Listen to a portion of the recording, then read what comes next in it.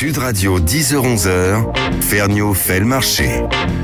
Bonjour à tous mes amis, un bon dimanche matin, on va se régaler ce matin. Ah oui, je fais pas à moitié. Vous le savez, avant d'aller faire le marché, j'aime bien faire un solide petit déjeuner. Je dirais même peut-être un genre de mâchon ce matin avant d'aller se jeter sur les marchés pour trouver les beaux produits. Alors c'est vrai que la période est un petit peu morose, hein, on le sait bien, crise sanitaire oblige, les allers-retours, on ne sait plus, on sait, on ne sait pas. Et la seule chose qu'on sait, c'est qu'on a envie de se faire un petit peu plaisir et à table, ça reste faisable, ça reste possible. Et pour se faire plaisir à table, j'ai reçu ce matin un bistrotier, figurez-vous. C'est comme ça qu'il se nomme lui-même. Stéphane Reynaud, bonjour. Bonjour Vincent. On peut dire de vous que vous êtes un bistrotier. J'assume pleinement ce terme et j'en suis très fier même. Bah oui, il en est fier puisqu'il vient de sortir aux éditions du Chêne un opus, mais j'ai envie de dire presque une bible de la gastronomie de bistrot qui s'appelle Bistrotier. Voilà, ça porte. Alors, est-ce que, première question, Stéphane, vous êtes lyonnais par essence, hein, par famille. Ouais, je suis né à la Croix-Rousse, donc je peux pas être plus lyonnais on que peut ça. pas être plus ingone qu'en étant né à la Croix-Rousse. Pourquoi est-ce que ça s'appelle pas un bouchonnier ou enfin, en tout cas, vous avez laissé de côté cette parenté des bouchons lyonnais? Non, je l'assume aussi pleinement et puis elle transparaît également dans mon livre, mais il n'y a pas que le bouchon lyonnais. C'est-à-dire qu'il y a beaucoup d'autres choses autour de justement cette gastronomie du matin. Vous parliez du mâchon. Je suis un aficionado du mâchon et j'en organise régulièrement au restaurant. Donc toute cette nourriture qui, comme je dis, qui donne les joues rouges et puis qui fait plaisir. Parce qu'aujourd'hui, on a besoin de se faire plaisir, d'être rassuré. Et je pense que c'est quelque chose de complètement intemporel, complètement moderne. Donc c'est la désuétude dans la modernité, c'est la vie. Alors, chez Oui Mon Général, qui est le nom de votre établissement, Oui. Dans le 7e arrondissement, juste derrière les Invalides, alors Oui Mon Général, ça tombe très bien, on peut dire qu'il y a une ambiance plus que simplement dans l'assiette, je dirais dans la clientèle, dans l'équipe, c'est un peu une ambassade du bistrot, quoi. En fait, le bistrot, pour moi, c'est vraiment le lieu de réunion où on oublie qui on est. Donc je trouve que le luxe, c'est le café à 1,30 € au comptoir et la Romanée Conti à table. Donc Oui, ça pour moi, c'est le grand écart absolu. Mais je trouve qu'il n'y a pas plus luxueux que ça. Donc c'est ce mélange à la fois de générations, parce qu'il y a énormément de jeunes, de gens un peu plus âgés. C'est ce mélange de social, à savoir il y a des cadres, des gens qui ont beaucoup d'argent, comme des jeunes qui viennent au restaurant une fois par mois et qui sont très contents. Donc c'est vraiment cet esprit que j'ai envie de donner et puis de faire plaisir à tout le monde. Alors ensemble, on va plonger dans le livre, hein, je vous le dis carrément, parce que je suis là pour. Moi, tout me fait envie. Vous avez été à une autre époque dans un quartier plus populaire, puisque vous étiez à Montreuil, au bord de Paris, hein, ouais, mais un temps. Alors c'est un faux quartier non populaire. Voilà. Ouais. C'est ce qui se dit, parce qu'on est à Montreuil, on se dit oui, Montreuil c'est un quartier très populaire, mais ma clientèle n'était pas si populaire que ça. Elle est plus populaire dans le 7e qu'elle ne l'était à Montreuil, sincèrement. C'est vrai. Ouais, vraiment. Parce que vous drainez en fait, hein. Ce n'est pas uniquement les habitants du 7e arrondissement, qui est on va dire un arrondissement plutôt de vieilles familles bourgeoises, qui consacrent pas toujours tout leur budget à la gastronomie d'ailleurs. Je suis bien d'accord, je vais me faire taper dessus, mais je voulais un restaurant de province dans Paris, donc un quartier de province. Pour moi, le 7e, c'est vraiment ça. C'est-à-dire que il y a aucun magasin autour. Ça vous fait penser à Lyon un petit peu? Ah non, Lyon c'est un peu plus vivant quand même. Hein. Mais je retrouve dans ce quartier-là le fait qu'on se connaisse. Tous les gens y habitent, donc on les croise sans cesse. Et puis aujourd'hui, quand on est dans Paris, les gens se déplacent. Ah oui, j'espère, surtout en ce moment où ça roule formidablement bien dans Paris, malheureusement à cause effectivement du télétravail. Alors, 129 chapitres, 250 recettes, c'est difficile de choisir, hein. Il y a de quoi manger. Il y a de quoi manger. Alors, est-ce que c'est purement de la création? Est-ce que vous avez glané à l'extérieur des recettes dont vous aviez envie de parler depuis un moment? Ou est-ce que c'est uniquement ce que vous servez au restaurant que vous avez remis au goût du jour? Alors, toutes les recettes qui sont dans le bouquin, je les sers au restaurant, évidemment. Mais après, quand on parle d'une blanquette de veau, d'un bœuf bourguignon, je veux dire, il y a autant de recettes que de cuisiniers. Donc, et sont toujours les vôtres? Oui, bien sûr. Après, toujours les miennes, peut-être qu'on va les retrouver autre part, mais évidemment. C'est-à-dire que chacun met son grain de sel dans son histoire, sur la tradition, et c'est ce que j'essaye de donner et de dire dans mes recettes. Si vous la suivez, ça marche très très bien. Si dans votre placard, vous avez un petit peu de curry qui reste, pourquoi pas le rajouter pour faire quelque chose de différent? Et vous vous appropriez la recette, c'est ce qui m'intéresse. Vous n'êtes pas fermé, quoi. Hein. Non, c'est donner le fil conducteur, et ce fil conducteur, vous pouvez le garder jusqu'au bout, ou juste prendre des chemins de traverse en gardant ce fil au départ. Stéphane Reynaud, ce qui est formidable, c'est qu'en fait, il y a un vrai renouveau du bistrot. Il y a un renouveau de ces valeurs sûres de la cuisine. Parce que lorsqu'on découvre vos recettes, on va y être dans 2 secondes, vous en avez cité quelques-unes, on dirait un peu la cuisine de Maigret. C'est-à-dire la cuisine des années 50-60, mais remise au goût du jour. En fait, c'est une cuisine, je dirais, qui a toujours existé et qui, pour moi, existera toujours. Ouais. Je raconte l'anecdote. Mon premier bistrot, je l'ai monté dans les années 90. Il s'appelle toujours le 14 juillet, il y a des lampions. Et quand je cherchais de l'argent auprès des banques, on était en pleine période de cuisine nouvelle. Il me fallait manger 3 haricots verts sans sauce, sans rien. Je fais non, mais moi, je vais faire du bistrot, monsieur. Il me fait, je vais pas vous prêter de l'argent. Je voudrais faire la tête de veau, c'est possible. Ouais, mais il voulait pas me prêter de l'argent. Et mon bistrot, je l'ai ouvert. J'étais complet le premier jour jusqu'au jour où je l'ai revendu. Donc ça prouve bien que c'est une cuisine, encore une fois, qui parle aux gens. C'est-à-dire que c'est un peu la cuisine du quotidien, mais la cuisine qu'on a envie de partager avec ses amis. C'est-à-dire que la cuisine qui délie les langues, c'est la cuisine qui fait sourire et qui se dit tiens, ma grand-mère le faisait comme ça. Ouais. Voilà. Et qui fout pas des complexes à la clientèle, quoi. Non, de se dire je pourrais jamais y arriver, puis de toute façon je comprends pas ce qu'il y a dedans. Non, voilà, c'est extrêmement accessible. Et puis encore une fois, c'est toujours le produit qui fait l'histoire. Donc moi j'ai cette chance aujourd'hui d'avoir mes fournisseurs que je connais depuis longtemps. Je vais à l'essentiel par rapport à tout ça et aucun compromis sur la qualité de mes produits. Bon, allez, on plonge directement parce que ce livre, je vous l'ai dit, moi, on peut ouvrir au hasard et j'ai envie quand même d'ouvrir par je peux pas dire un plat, mais plutôt une préparation, c'est l'os à moelle. D'ailleurs, il est magnifique, il est coupé dans le sens longitudinal, à la bistrotière. Absolument, on peut le faire gratiner comme ça, c'est plus simple. C'est ce que vous faites, vous ? Oui, bien sûr, je passe à la salamandre en rajoutant, encore une fois, mes recettes changent tous les jours. J'ai rien de figé. Oui, c'est vrai. Donc, l'os à moelle du jour, le lendemain, il sera différent. C'est-à-dire que ce que vous mettez dessus, en garniture, en quelque sorte, je sais pas, moi, ça va être quand même une tombée d'échalotes persil ou quelque chose comme ça. Un peu de chorizo. Si par chance, on vous a donné une jolie truffe, alors c'est un mariage de rêve. Ah là là, pas mal. L'os à moelle avec la pointe de truffe, juste la chaleur parfaite, aux alentours de 55 degrés, la truffe exhale son parfum. Et... Pour ceux qui nous écoutent, on peut le mettre simplement sous le grill. Enfin, il n'y a rien à préparer. Si, il faut le pocher d'abord, il faut le cuire un petit peu dans un bouillon, juste pour qu'il soit moelleux à cœur. Et après, vous pouvez le manger soit nature comme ça, avec un peu de fleur de sel sur un pain grillé. Avec 3 copains, une bouteille de gamay, je pense qu'on ne peut pas être plus heureux. Ça fait peur à certains parce que, il faut bien le dire, la moelle, c'est du gras, quoi. Mais non, c'est pas du gras, c'est de la moelle. Il y a un petit peu de protéines, pas beaucoup. Mais ça, c'est la légende qui dit ça. Oui, c'est la légende ou ceux qui se penchent un petit peu sur ce que contient les produits. Alors, regardez, quelques pages plus loin, saucisse purée. Alors, on se dirait, non mais là, il se fiche un peu du monde, là. Ah non. Ça dépend de la saucisse, vous allez me dire. Alors, 1, ça dépend de la saucisse. 2, ça dépend des pommes de terre que vous allez mettre pour faire votre purée. Et 3, qu'est-ce que vous rajoutez dans votre purée? Donc, c'est toujours la même chose. Une recette qui paraît très simple, très facile, ça peut être le meilleur des repas qui soit, comme loupé. D'ailleurs, la pomme de terre, qui est quand même un sujet éminent en France, c'est un peu comme le pain, c'est un de nos sucres lents favoris. Cette pomme de terre, vous en avez 4 qui sont au Panthéon. Je ne rouvre même pas le livre, vous voyez, parce que je me souviens très bien. Vous avez la BF15, vous avez la Roseval, vous avez évidemment la Binch, j'ai envie de dire, parce que c'est la patate des frites, et la grilla. Oui. La grilla, j'aime bien cette pomme de terre justement pour faire mes purées.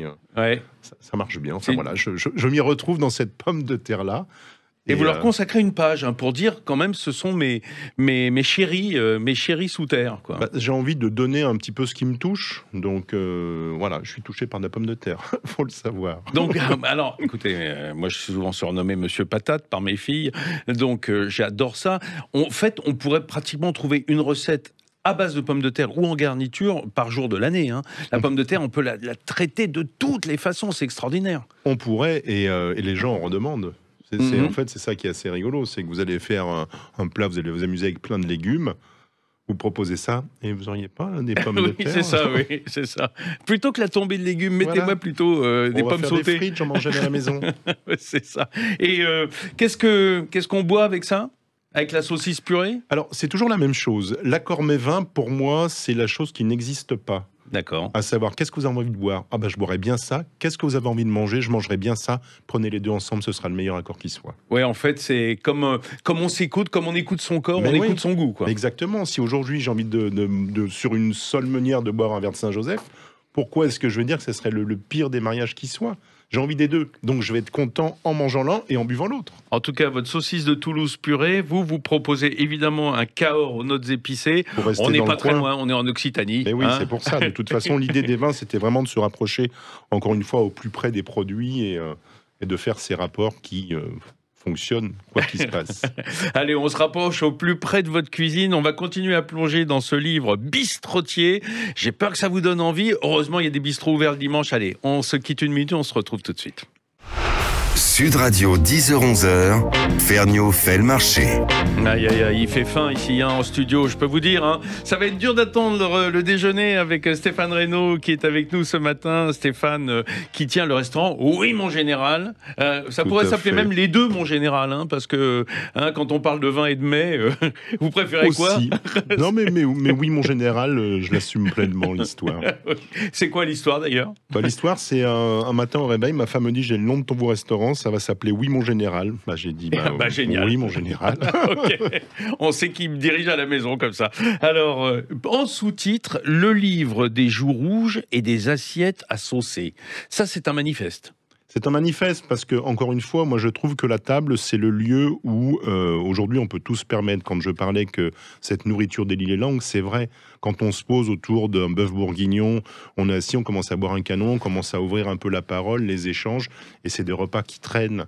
Et ces repas qui traînent se terminent avec les alcools, et forcément on a un peu les joues rouges, et on est heureux, Ouais. on est bien, on a envie que ça s'éternise. Moi j'ai ce souvenir des repas du dimanche midi chez mes grands-parents, qui étaient bouchers, charcutiers, donc commerçants, donc on ne savait jamais à quelle heure on allait déjeuner, parce que s'il y avait un gigot à vendre à 14h, ils attendaient 14h de fermer Bien la sûr, boutique bien pour sûr. vendre le gigot. Et vous saviez pas non plus ce qu'il y aurait au menu, puisqu'on attendait de savoir ce qui resterait en quelque sorte Eh parfois. ben ça non, parce Non. que ma grand-mère cuisinait avant d'aller travailler, donc c'était toujours Ah ouais. des plats sur le fourneau, en train de mijoter paisiblement, et donc il y avait ces odeurs au réveil de tous ces plats en sauce, et ce plat-là, on pouvait être servi à midi comme à 15h.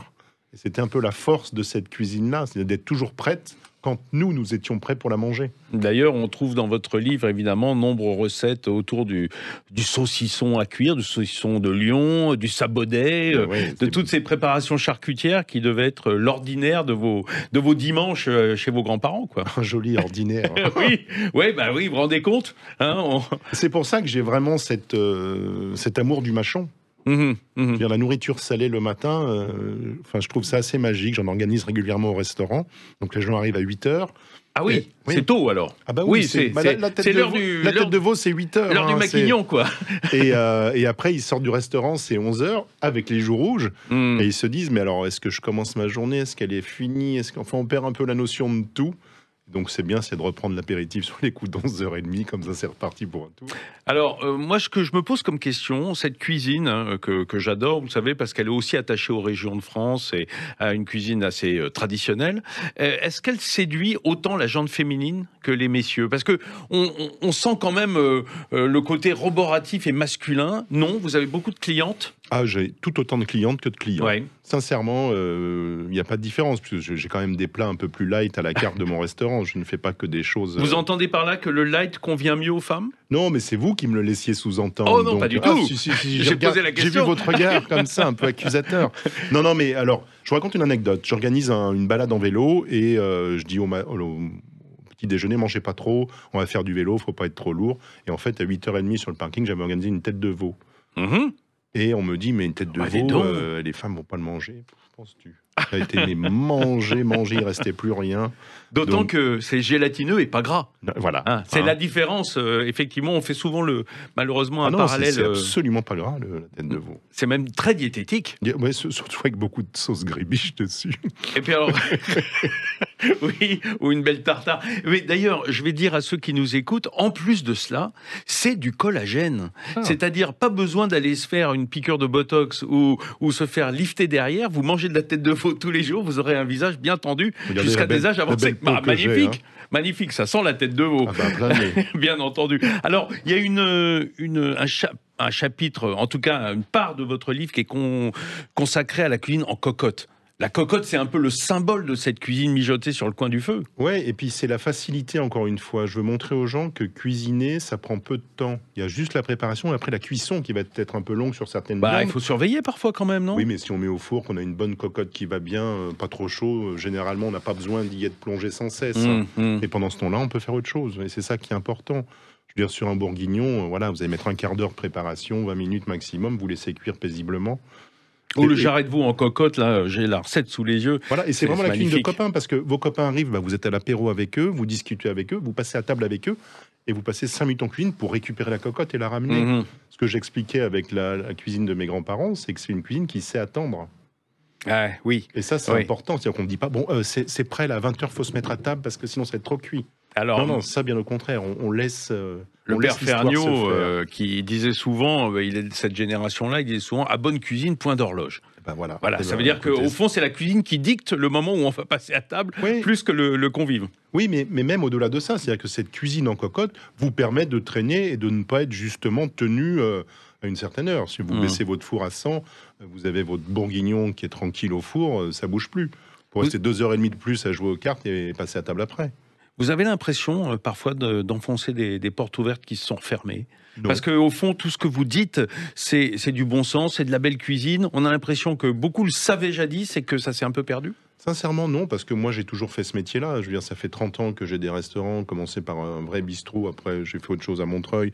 Et en revenant vraiment à mes premières amours de bistrotier, je vois, encore une fois, la jeunesse qui est là. Attentive. C'est multigénérationnel, c'est ça qui est chouette. Donc on se dit que c'est une cuisine qui, de toute façon, va perdurer. On vous demande beaucoup de recettes, beaucoup de trucs quand on est à votre contact chez vous? On me demande beaucoup de choses. Oui, ce soir, par exemple, j'ai un repas de chasse. Donc, ce ne seront que des produits de chasse pour une table de 8 carabins. Ah oui. Donc, ils m'ont amené un peu des produits chassés que j'ai Ah oui, cuisinés. qu'on n'a pas le droit d'acheter, comme des bécasses par exemple. Allô, je sais pas. Ah ouais, on peut pas dire. J'entends pas. On peut pas dire. Ouais. Enfin bon, en tout cas, moi je suis assez admiratif de la somme que ça représente, hein, parce que 250 recettes sur des produits très différents. Alors évidemment, il y a la tête de veau, hein, dont on a parlé, qui est en fait comparable à une sorte de... C'est un pot-au-feu de tête de veau. Hein, c'est cuit à l'eau, donc c'est pour bouillon. ça que c'est diététique, dans un bouillon. C'est des légumes et de la viande bouillie. Donc, il n'y a rien de plus... Enfin, c'est extrêmement diététique. Alors, il y a un truc que j'adore et que j'ai retrouvé dans votre livre. D'ailleurs, je salue un ami restaurateur chez Marius, qui est dans le 16e, au bord du stade du Parc des Princes. C'est le merlan Colbert. Ouais. Ça, c'est une merveille, ça. Bah, oui, on le fait Quand plus. on a le beau merlan. Bah, mais c'est toujours la même chose. Les produits, moi je travaille avec les criers en direct, donc j'ai des poissons extrêmement frais. Et puis le merlan, c'est un poisson, entre guillemets, tout bête, mais qui a une chair tellement délicate, c'est délicieux. C'est vrai que quand il est raide comme la justice. Ah ben on le prend par la queue, il tient droit. Il doit tenir. Oui. Mais ça c'est fait rêver super. même. Dites donc, vous avez quelque chose à avouer? Non, pas du tout. Je n'avoue rien du tout. Non, Merlan Colbert, c'est ces vieilles recettes, encore une fois, remises, enfin que moi j'aime bien remettre au goût du jour. Donc ça prend un peu de temps parce qu'il faut lever l'arête par le dos, le remettre à plat. Enfin, c'est. Ouais, décrivez-nous. En fait, on va ouvrir. On va ouvrir par le dos le merlan, donc on va garder la queue et la tête entière. On va couper l'arête centrale et après on va venir le paner et le frire. Et c'est délicieux. Oui, le frire. Ben oui. C'est ça qui s'entraîne. Et du coup, la panure va protéger la chair, en quelque sorte. Donc, refaire une peau, Ça quoi. reste extrêmement moelleux à l'intérieur. Et puis c'est complètement désarrêté, donc c'est facile à manger. Donc ça, c'est quand même extrêmement bon. Oui, et puis alors là, et c'est des poissons qui sont très bon marché. À nouveau, sauce tartare, là. Oui. Ouais, non, mais un filet de citron.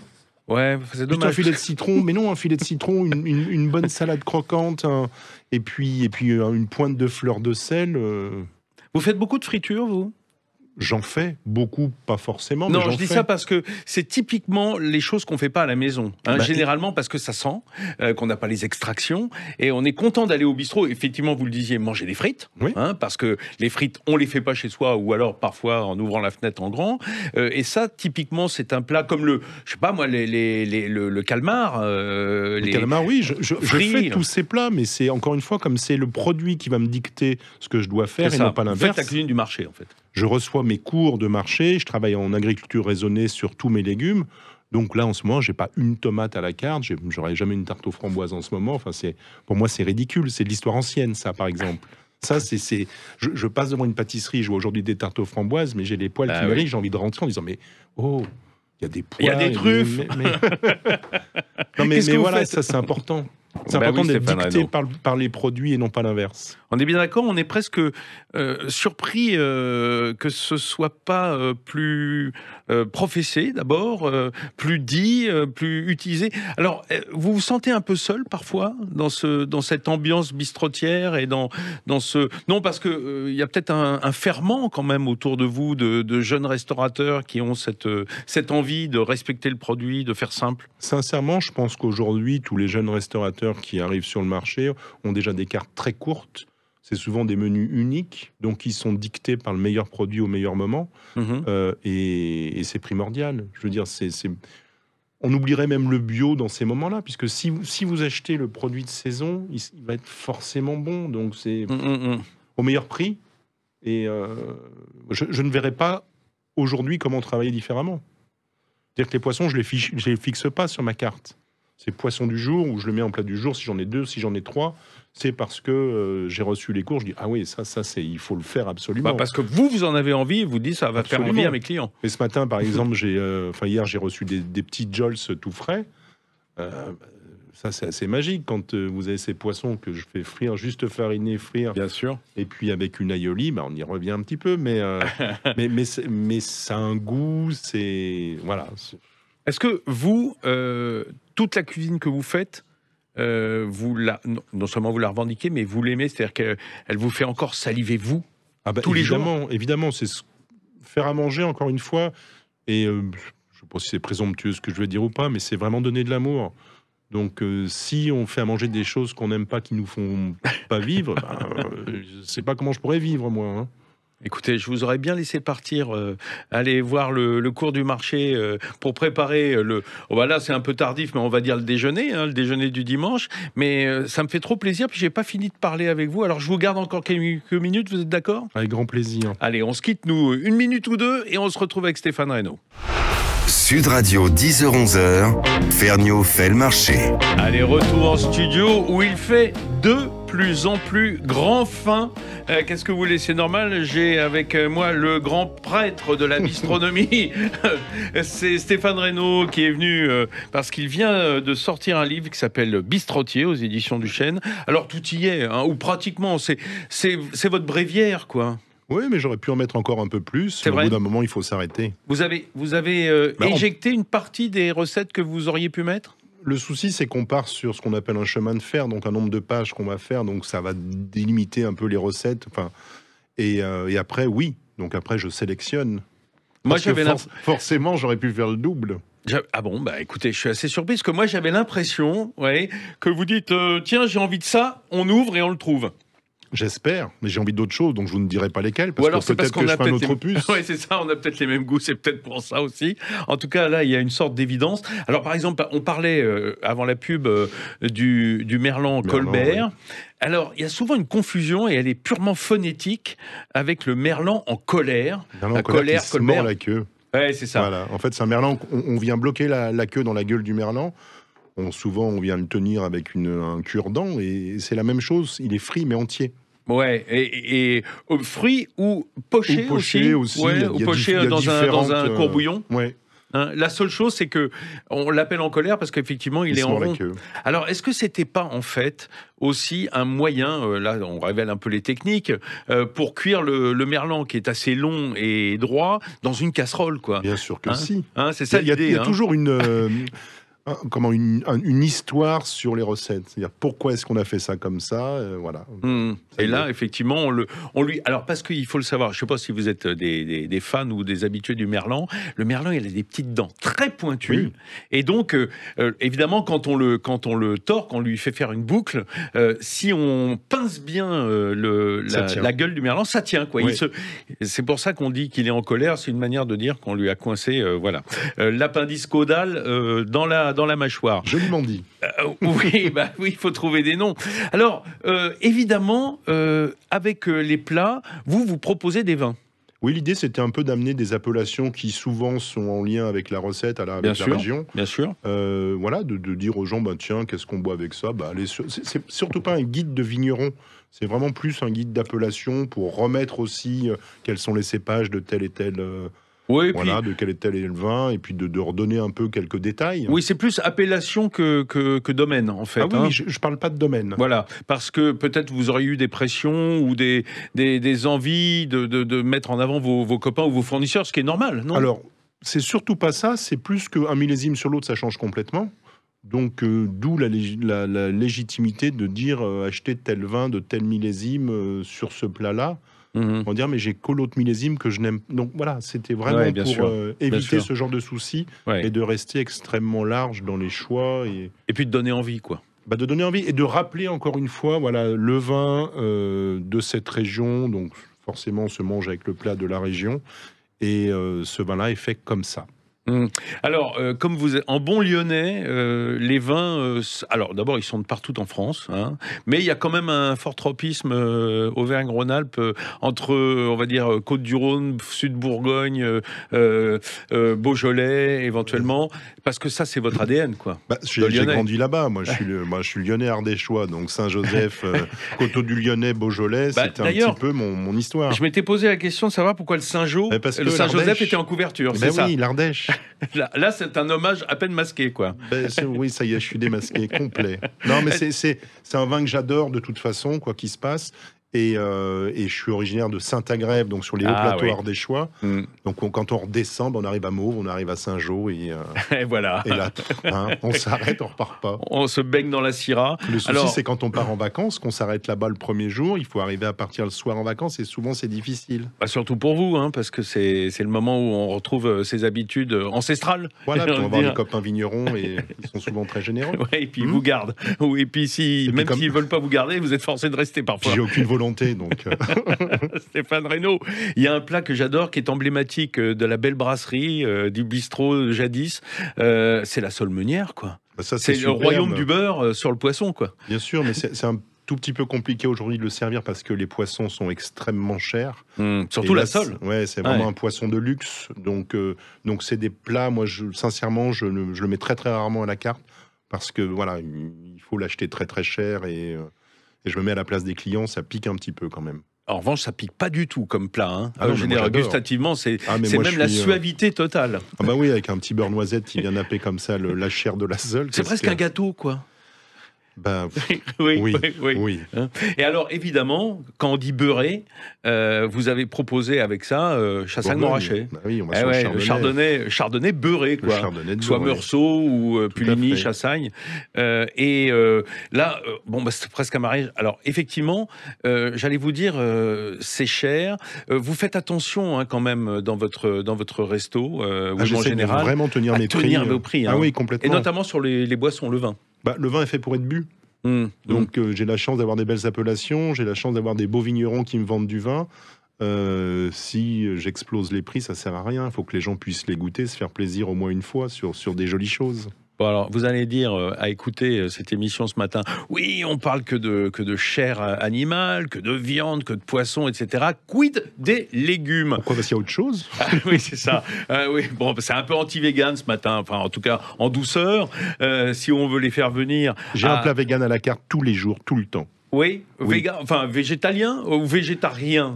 Non, vraiment, sans rien d'animal. Sans rien d'animal. Oui, par exemple, une salade. Oui, c'est ça, une salade avec un verre d'eau. Non, mais là, je fais un velouté de potimarron avec des falafels de lentilles. Voilà.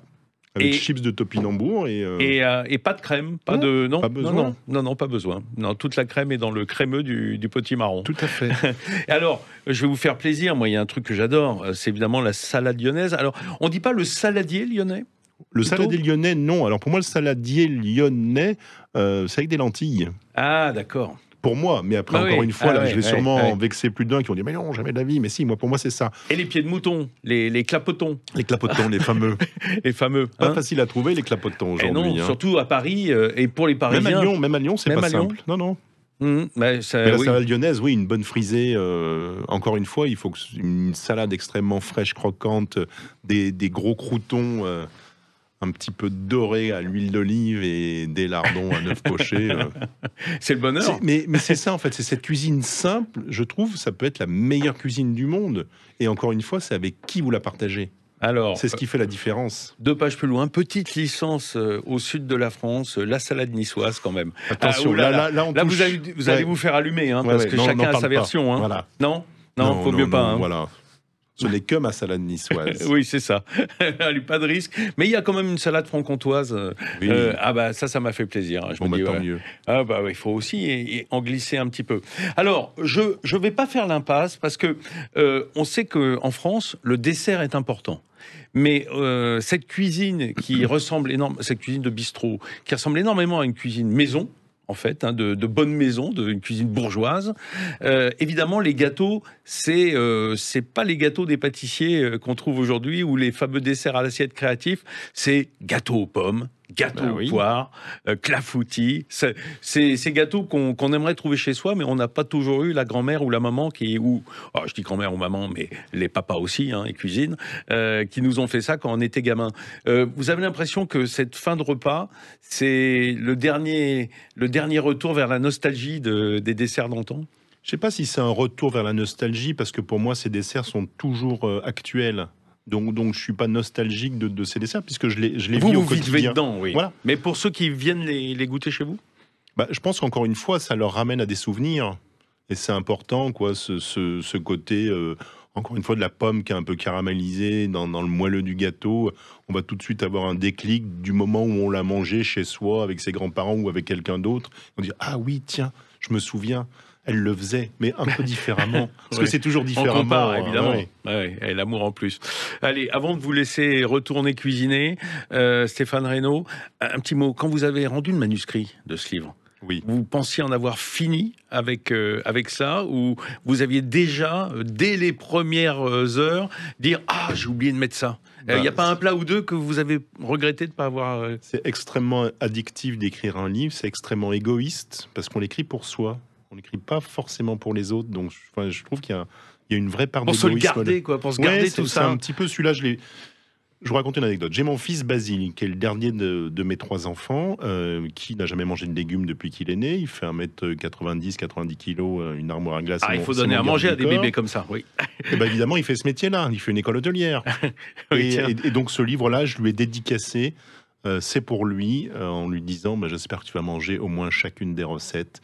Et si tu arrives à manger chacune des recettes, j'aurais vraiment fait mon boulot de papa jusqu'au bout. Ouais, parce que il traînait avec vous en cuisine, petit? Non, il venait... non, il est venu, il mangeait. Venu, à 18 ans, il m'a dit « Papa, je vais faire une école hôtelière. » Je fais « Pardon ?» Oui, bon, très bien. Et donc là, il termine, il est en master à Paris, à Ferrandi, et il se passionne de plus en plus pour le bistrot. C'est bien de sentir que vous allez transmettre. C'est extrêmement émouvant, oui. Ouais, et puis c'est comme une complétude quand même. C'est surtout que, moi j'ai grandi, comme j'expliquais, avec mes grands-parents dans la boucherie à Saint-Agrève. Quand j'y allais les week-ends, les vacances, je passais beaucoup de temps, et mes enfants n'ont pas connu la boucherie puisqu'elle a fermé avant qu'ils puissent la connaître.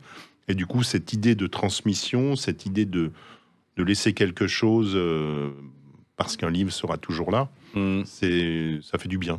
Alors les plats s'envolent ou ils descendent dans l'estomac, mais les écrits restent, Stéphane Reynaud. Donc on est très heureux, nous, d'avoir Bistrotier pour pouvoir y plonger, trouver des belles recettes. Vous êtes un peu attentif à ce qui se passe autour de vous, parce que ça, évidemment, ça sonne tradi, mais toutes les expériences de street food, les concepts de restauration, ce qui dépote un peu, vous aimez bien? Évidemment. Évidemment, moi je suis extrêmement curieux, je suis extrêmement gourmand, et j'ai toujours envie d'être surpris.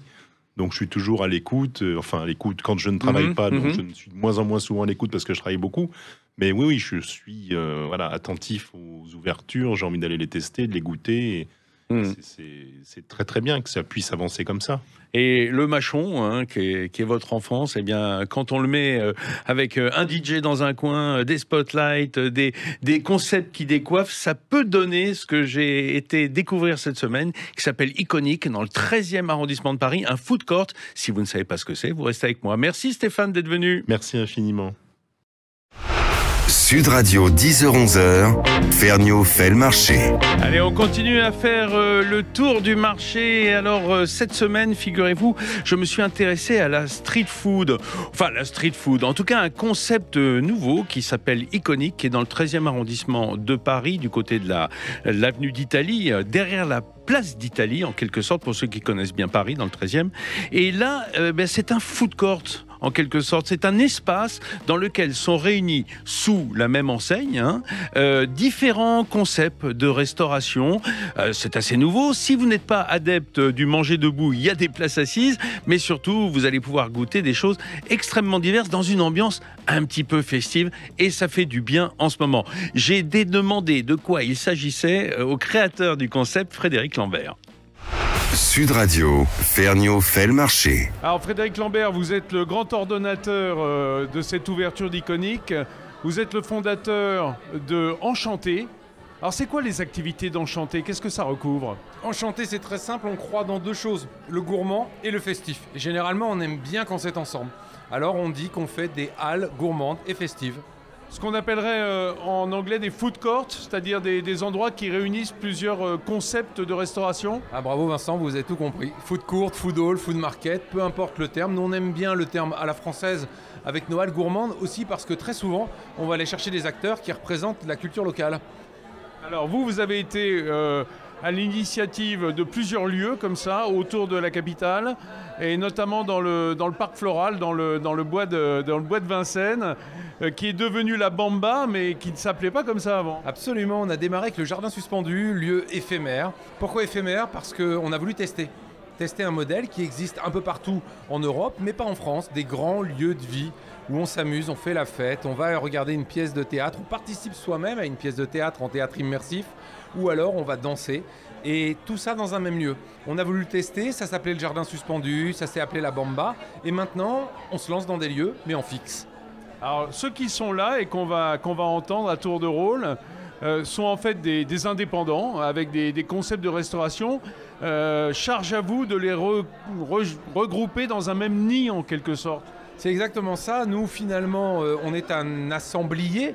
Notre but c'était de trouver pour nous ce qu'on estimait être les plus talentueux des concepts et surtout humainement portés par des gens qu'on adore. Vous en connaissez déjà certains, Vincent, mais nous, on trouve que la qualité de ce qu'on a trouvé ici est incroyable et que chacun des entrepreneurs que vous allez voir a relativement peu de points de vente, donc est extrêmement présent sur le lieu en lui-même. On ne cherchait pas à avoir une ribambelle de franchisés. On n'a rien bien sûr contre les franchisés, juste là, on cherche à avoir un lieu qui a une âme très forte, avec une identité très forte. Et évidemment, elle est d'abord portée par le gourmand. Alors, pour ceux qui ne connaissent vraiment pas, qui ne sont jamais venus dans ce style d'endroit, d'espace, pour faire simple, un food court, c'est quoi? Qu'est-ce qu'on y trouve? Pour faire simple, un food court, d'abord, on se régale. Mais on se régale dans des ambiances et dans des lieux différents. Ça, c'est l'élément principal. Donc, on va pouvoir trouver des kiosques différents. Un kiosque asiatique, un kiosque de pizza, un kiosque de burger. Et puis ensuite, on va avoir un bar central. Et ce bar central va être responsable de l'animation quotidienne du lieu. Ça doit vivre le matin, le midi, ça doit vivre l'après-midi. On va faire ici des gros défis de cartes, Mario Kart, et puis ça doit vivre le soir. C'est un lieu perpétuellement animé où on doit se régaler tout au long de la journée. Alors, on va pas se mentir, Frédéric Lambert, généralement les food courts, quand on regarde ce qui se passe dans les pays anglo-saxons, parce que c'est quand même les précurseurs en la matière, ou même ce qui a été exporté chez nous. Moi je me souviens d'un des premiers qui se trouvait au Carrousel du Louvre. Je m'en souviens, et vous savez qu'on a travaillé sur ce projet. Au tout début, on a fait le lancement purement événementiel de ce lieu. C'était incroyable, il avait un potentiel, mais il n'a rien d'agréable ce lieu quand même. Oui, parce que c'était pas sous-tendu par une restauration qualitative. C'est vraiment des enseignes de restauration rapide qui s'assemblaient, souvent sous l'égide de la grande distribution, alimentaire notamment. Et alors que là, vous allez chercher des indépendants qui sont presque, je dirais, le meilleur de leur genre. En tout cas, on espère, on a été les chercher. Et c'est vrai qu'on est attaché à la qualité de ce qu'on va trouver. Les concepts de chaîne, on n'en peut plus. Je dis ça en tant que moi, consommateur. J'ai envie d'avoir des vraies surprises. Des surprises, c'est aussi lié au fait que ce qu'on va être amené à trouver ici, on ne le trouvera qu'au sein d'Iconic, parce que chacun des restaurateurs va être amené à proposer et à adapter les concepts pour Iconic. Et ça nous plaît particulièrement. Donc je crois qu'effectivement, dans leur genre, on a ici le meilleur. Alors, dans l'ADN du lieu, évidemment, un espace dédié qui est suffisamment grand, hein, sans être non plus gigantesque, parce qu'on est à l'intérieur, on est avenue d'Italie, donc juste à côté de la place d'Italie, à Paris, dans le 13e arrondissement. On est ici dans l'enceinte d'un grand centre commercial. Est-ce que ça a vertu à être toujours dans des centres commerciaux ou dans des espaces comme celui-ci? Quand nous sommes interrogés sur ces concepts pendant le Covid, assez naturellement, nous sommes allés voir les centres commerciaux en leur disant qu'ils allaient avoir des mètres carrés disponibles. Malheureusement, et j'ai envie de dire, mais heureusement pour nous, la question était, est-ce qu'on allait être capable, nous, enchantés, de faire de ces mètres carrés disponibles des lieux de vie enchantés? Et c'est comme ça que l'idée de ce concept et de ce partenariat avec Italie 2 est née.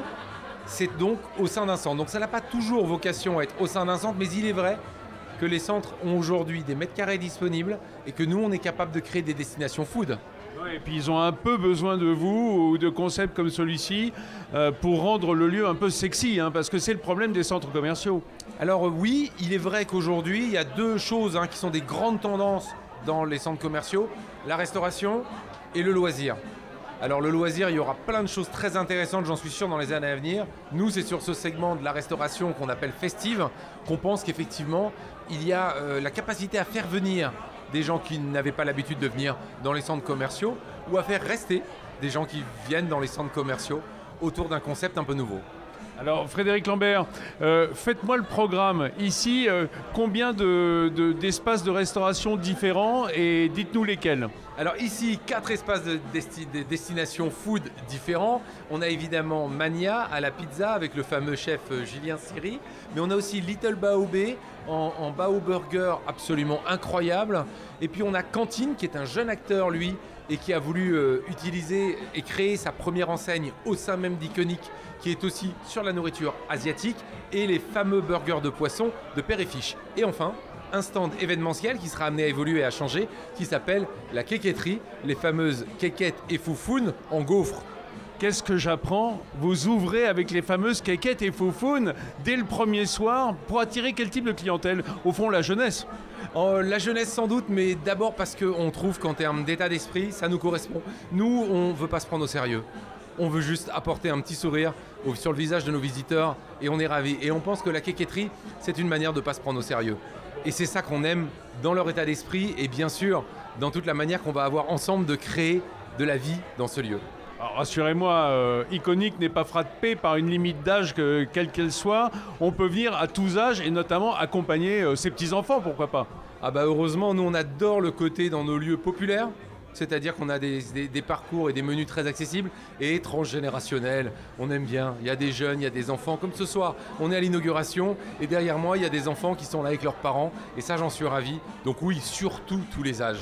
Sud Radio, Ferniaud fait le marché. Ouais, ça me plaît bien, moi, cette histoire multigénérationnelle. C'est vrai que c'est pas toujours simple, lorsqu'on a des enfants, et a fortiori des petits-enfants, de plaire à tout le monde. Au moment où on choisit un restaurant le soir ou le week-end et qu'on veut y aller en famille, il faut que le menu plaise à tout le monde. Là, vous verrez, là, au moins, vous ne serez pas déçus puisque l'offre est très variée. Tenez, par exemple, il y a des pizzas. Des pizzas et pas comme toutes les autres. Ce sont celles de Julien Seri, le chef de Mania Pizza, qui a son stand là chez Iconic. Alors, il fait ce qu'il appelle, lui, des portafolios, qui sont des pizzas pliées. Bah oui, parce que street food, parce qu'il faut pouvoir les manger dans la rue. Alors, si vous avez un disque de 40 cm, c'est pas simple à la main. Tandis que là, elles sont pliées comme des comme des portfolio ou des rotolos. Vous savez ce que c'est les rotolos? Ah, ça, il faut goûter aussi. C'est une pizza qui est roulée sur elle-même, un petit peu comme un rouleau de printemps. Alors, le goût est à l'intérieur. Vous connaissiez le calzone, qui permet effectivement d'avoir ça. Mais le rotolo et le portfolio, ça, c'est vraiment le savoir-faire de Magna Pizza. Et en plus, avec des bons produits. Moi, j'en ai goûté une au pepperoni. Ah oui, ça a du goût, croyez-moi. Et puis, c'est un petit peu piquant, mais c'est pas gênant. Par exemple, juste à côté, je suis allé chez Père et Fiche. Père et Fiche, je chuchote pas, c'est le nom, évidemment, petit jeu de mots autour du fait que c'est une officine où l'on trouve des burgers de poisson, uniquement de poisson. Et j'ai discuté avec une des associées, la créatrice Ava Mesani Casanova, qui me disait, nous on est tous du monde du poisson, mes associés et moi, et ce qu'on trouve, c'est que soit le poisson est trop cher en général, soit il est mal préparé, et c'est gênant. Voilà, on ne sait pas comment faire manger du poisson, faire aimer le poisson à ceux qui n'aiment pas, donc on le met dans des burgers et ça marche fort bien. Et puis Little Bao Bay, fondé par Claire Wang, des burgers mais dans des bao, vous savez les ban bao, ces brioches à la vapeur chinoises. Alors c'est un peu l'adaptation chinoise du burger. Je note au passage, j'ai goûté un poulet croustillant absolument merveilleux, et quand j'ai demandé la recette de la sauce, on m'a dit ah non, secret de fabrication. Bah oui, chacun ses petits secrets. Il y avait aussi Cantine, un espace de l'enseigne Kumo. Kumo, c'est surtout des plats japonais un peu francisés que l'on trouve par exemple dans des distributeurs connectés ou que l'on peut livrer au bureau. Et là, on a pu goûter des choses merveilleuses et terminer. Alors, je vous laisse le meilleur pour la fin par les quéquettes et les foufounes de la quéquetterie. Alors, peut-être vous ne connaissez pas, mais croyez-moi, les jeunes, ils connaissent, ils suivent sur les réseaux sociaux cette espèce de pâte à pancake moulée en forme de sextoy. Et voilà, mes amis, après vous êtes régalés ce matin de pizza, de ban bao, de burgers d'hiver et la bistronomie en première partie. Je vous donne rendez-vous dimanche prochain à 10h pour faire ensemble le marché. Alors c'est un marché qui bouge, ne se résigne pas et met résolument les pieds dans le plat. Après le journal, rendez-vous avec En toute vérité, Alexandre Devecchio et ses invités. Et puis C'est ça la France de Nathalie Schran-Guillermin, le beau destin des entreprises françaises. Bonne journée à l'écoute de nos programmes. À dimanche prochain et venez à jeun.